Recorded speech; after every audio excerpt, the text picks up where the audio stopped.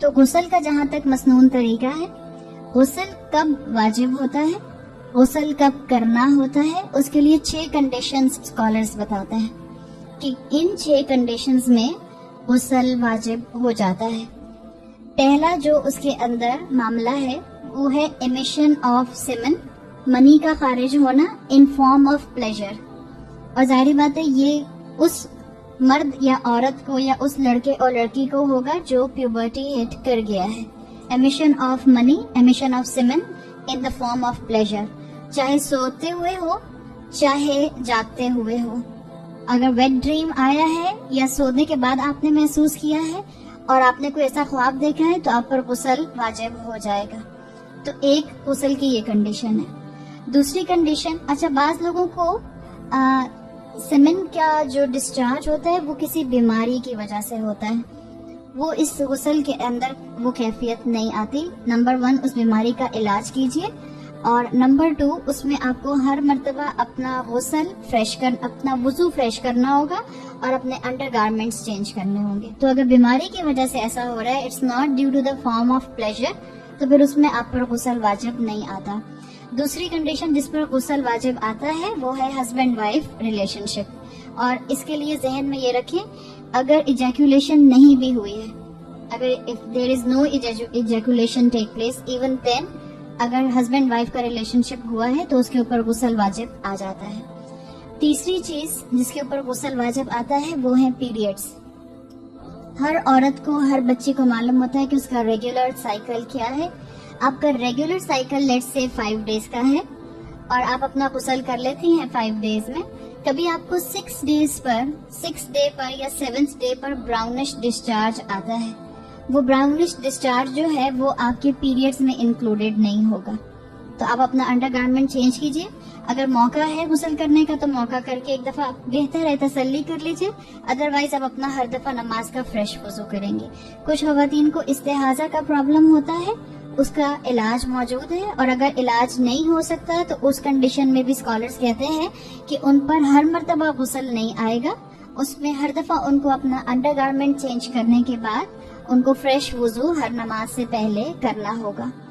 چوتھی کنڈیشن جس پر غسل واجب آتا ہے وہ نفاس کی سچویشن ہے، پوسٹ پارٹم بلیڈنگ، جو ڈیلیوری کے بعد خواتین کو بلیڈنگ ہوتی ہے۔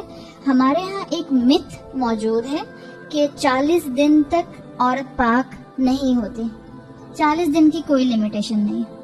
ہر عورت کا اپنا سائیکل ہوتا ہے، ہر عورت کا اپنا فزیولوجی کے مطابق جو ہے وہ ریاکشن ہوتا ہے۔ ہو سکتا ہے کوئی عورت ڈیلیوری کے 20 دن کے بعد فارغ ہو جائے، اب وہ 20 دن انتظار نہیں کرے گی کہ جب تک 40 دن نہیں گزر جائیں گے میں پاک نہیں ہو سکتی۔ جس وقت اس کی بلیڈنگ رک جائے گی اس کو اپنا غسل کر کے اپنا نماز اور روزہ اور جو بھی اس کی عبادات ہیں اس کو اس نے شروع کرنا ہے۔ پانچویں چیز جو اس کے اندر آتی ہے وہ آتی ہے غسل واجب ہوتا ہے مردے کے اوپر، یعنی موت کا موقع ایسا ہوتا ہے جس میں مردے کو غسل دیا جاتا ہے، سوائے شہید کے۔ جو قتال میں جنگ کے میدان میں شہید ہوگا اس کو غسل نہیں دیا جاتا۔ اور چھٹا بعض اسکالرس کے نزدیک جو آپشن آتا ہے وہ یہ آتا ہے کہ جب کوئی نان مسلم اسلام کے دائرے میں داخل ہوتا ہے تو اس کو غسل کرنا ہوتا ہے، اس لیے کہ بعض صحابہ کو جب انہوں نے اپنے آپ کو اسلام کے دائرے میں انٹر کیا تو رسول اللہ صلی اللہ علیہ وسلم نے ان کو غسل کرنے کا حکم دیا تھا۔ تو یہ 6 کنڈیشنز ہیں جس پر غسل اسکالرز کے مطابق واجب آ جاتا ہے۔ غسل کا مسنون طریقہ سمپل، آپ کی پاک ہونے کی نیت ہونا ضروری ہے۔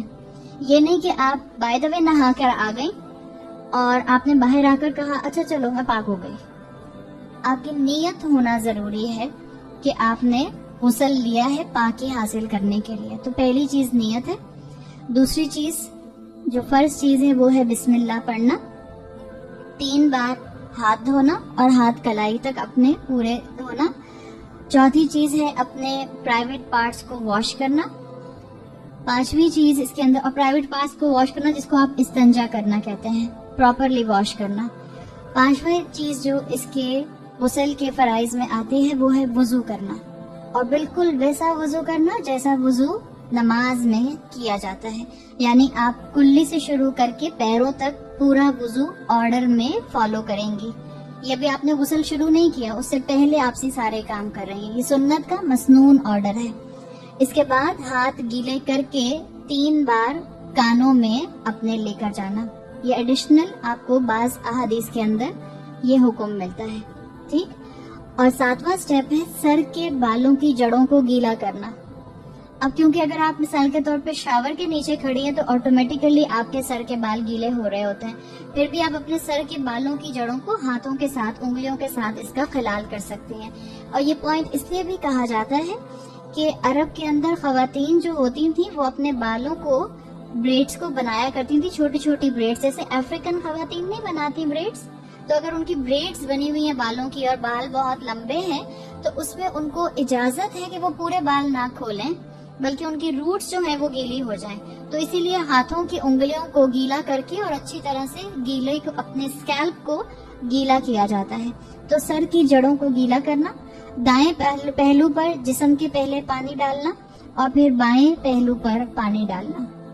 اس طرح سے آپ کا غسل مکمل ہو جاتا ہے. اور خاص طور پر جو آپ کا بیلی بٹن ہے، جو آپ کے آرم پٹس ہیں اور جو آپ کے انڈر نیز جگہ ہے جہاں بینڈ ہوتی ہے، اگر آپ بیٹھ کر نہا رہے ہیں تو بینڈ جگہ ہوتی ہے، وہاں پہ چانسز ہوتے ہیں کہ پانی ٹچ نہیں کرے گا.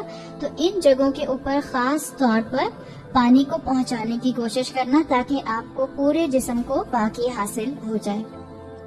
یہ غسل کا مسنون طریقہ ہے. اس کو سیکھیں، اپنی اولادوں کو سکھائیں اور اس کو آگے پھیلائیں، اس لیے کہ طہارت کا علم حاصل کرنا ہر مسلمان کے اوپر فرض عین ہے. اللہ تعالی ہم لوگوں کو پاکی نصیب فرمائے تاکہ ہماری عبادات میں ویلیڈیٹی آ جائے.